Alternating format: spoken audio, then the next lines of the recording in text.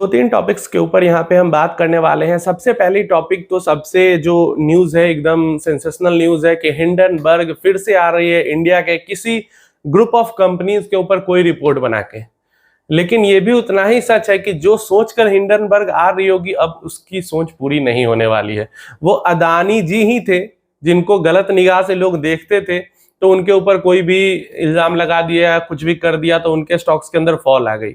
बाकी ग्रुप के अंदर वैसा फॉल नहीं आने वाला है अगर आके किसी के ऊपर कोई इल्जाम लगाती भी है, कोई रिपोर्ट लाके सामने रखती भी है हिंडनबर्ग तो भी, क्योंकि अभी तक भी कोई रिपोर्ट का कुछ सामने नहीं आया। ऊपर से हिंडनबर्ग के ऊपर अलग एलिगेशन लगने लगे, सेबी अलग लगा रही है, यहां तक कि उनकी अपनी कंट्री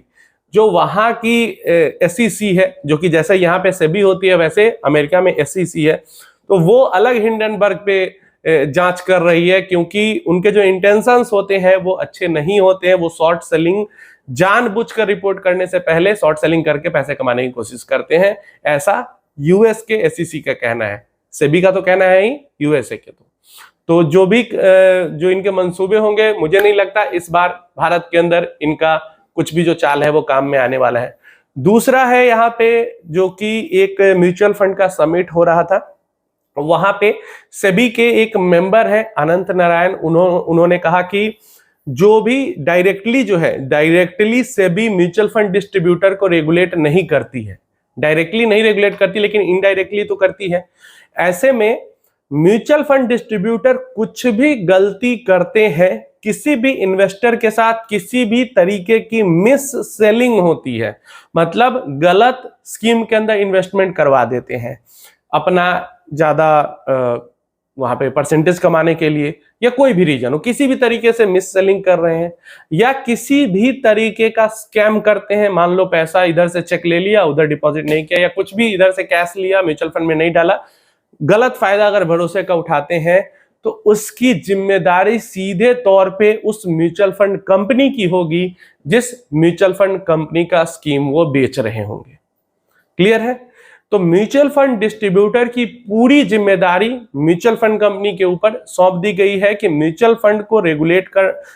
डिस्ट्रीब्यूटर को रेगुलेट करना, गलत वो कुछ ना करे, देख रेख करना, वो सब म्यूचुअल फंड कंपनी के ऊपर है। और म्यूचुअल फंड कंपनी को भी कहा गया है म्यूचुअल फंड डिस्ट्रीब्यूटर्स के लिए कि ट्रेनिंग के नाम पे उनको जो इंसेंटिवाइज किया जाता है, उनको जो आउट ऑफ द कंट्री घुमाया जाता है, वेकेशंस प्लान दिए जाते हैं, सेल्स टारगेट अचीव करने पे सेल्स टारगेट दिए जाते हैं म्यूचुअल फंड डिस्ट्रीब्यूटर को, ये सब करना जल्दी से जल्दी बंद कर दिया जाए, नहीं तो म्यूचुअल फंड कंपनीज पे स्ट्रिक्ट एक्शन हो सकते हैं। क्योंकि सेल्स टारगेट जब दिया जाता है डिस्ट्रीब्यूटर को तो वो मिस सेलिंग करेगा ही करेगा, और फिर वैसे में तो स्कैम होगा, गलती होगी, सब कुछ होगा।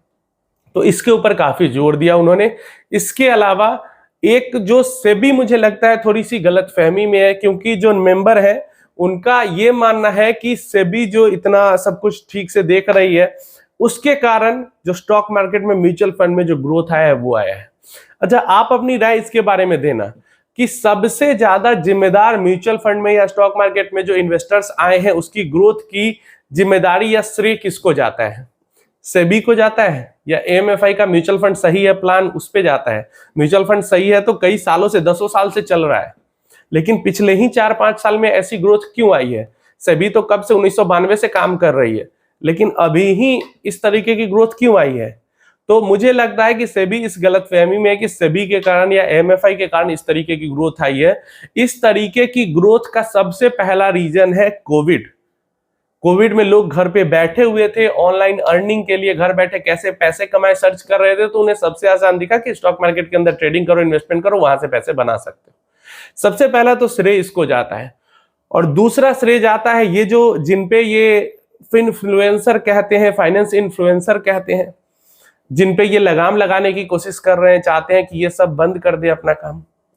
उनको श्रेय जाता है इस तरीके की ग्रोथ का। क्योंकि सिर्फ म्यूचुअल फंड सही है कह देने से या 10 तरीके के रेगुलेशन रूल्स बना देने से आम इंसान को समझ में नहीं आता कि म्यूचुअल फंड क्या है, म्यूचुअल फंड कैसे काम करता है, म्यूचुअल फंड में क्या रिस्क है, क्या दिक्कत है, कैसे ज्यादा पैसा बनाए। उसके लिए बैठ के इन्वेस्टर को समझाना पड़ता है सब कुछ। जो समझाने का काम है 10 मिनट का, 20 मिनट का, 30 मिनट का, 1-1 घंटे का लेक्चर बना के हमारे जैसे यूट्यूबर्स, फाइनेंस इन्फ्लुएंसर्स कर रहे हैं। और अगर यूट्यूब नहीं होता इंडिया के अंदर में, और खासकर फाइनेंस एजुकेट करने वाले यूट्यूबर्स नहीं होते, तो जिस तरीके की ग्रोथ हुई है, इस तरीके की ग्रोथ होने में अभी भी 10-20 साल लग जाते, फिर भी ग्रोथ होती ऐसी या नहीं होती, इसका कोई यहाँ पे अंदाजा नहीं था। तो यहाँ पे सेबी को भी एंड जो MFI वगैरह इन सबको थोड़ा सा श्रेय कम से कम फाइनेंशियल एजुकेटर को या इन्फ्लुएंसर कहो या एजुकेटर कहो, इनको जरूर देना चाहिए, ताकि समझा रहे हैं स्क्रैच से इन्वेस्टर को सब कुछ, कि गिरेगी मार्केट तो क्या करना है, चढ़ेगी मार्केट तो क्या करना है, कहाँ नहीं इन्वेस्ट करना है, कहाँ करना है, एकदम बेसिक से कि ये सारी चीज होती कैसे है, कैसे ऑपरेट करती है। जब सब कुछ समझ में आता है इन्वेस्टर, तो इन्वेस्टर के अंदर कॉन्फिडेंस आता है। नहीं तो पहले तो स्टॉक मार्केट का नाम ही सुन के बस सट्टा बाजार है, स्कैम है, स्टॉक मार्केट कुछ नहीं होता, पैसे नहीं बनते, डूब जाते हैं, पहले तो यही चलता था। आपकी क्या राय है इसके बारे में, जरूर कमेंट बॉक्स में बताना। मतलब इतना सा भी श्रेय यूट्यूबर्स को या फाइनेंस एजुकेटर इन्फ्लुएंसर्स को नहीं दिया जाता म्यूचुअल फंड की, स्टॉक मार्केट की ग्रोथ का, जबकि सबसे असल जो श्रेय है इन्हीं को मिलना चाहिए, इन माय ओपिनियन। बाकी आप अपनी राय नीचे कमेंट बॉक्स में जरूर देना कि पहले आप क्या सोचते थे और कैसे आपने म्यूचुअल फंड के बारे में सीखा, जाना, ये जरूर बताना कमेंट।